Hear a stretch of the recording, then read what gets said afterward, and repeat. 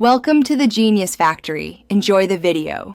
You start inside Photos, open the album and tap a photo you want to copy or edit. Once the image is open, make sure you understand whether you need a duplicate before editing.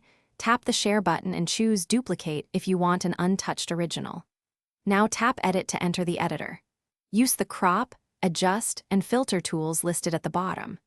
These first steps protect the original and let you work non-destructively, so make sure you duplicate whenever you plan major changes. Once in edit mode, focus on one task at a time. Crop and straighten first so composition is fixed, then tap Adjust to tweak exposure, contrast, highlights, and shadows. You'll see sliders. Drag gently and watch values. Small moves often work best.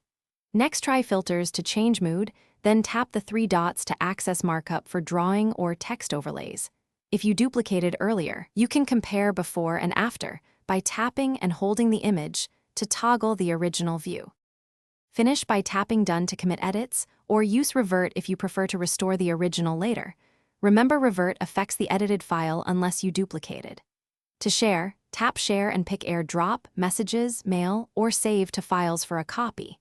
If something goes wrong, edits not saving or app crashing, check your iPhone storage, force close photos, then reopen, restart the phone if needed.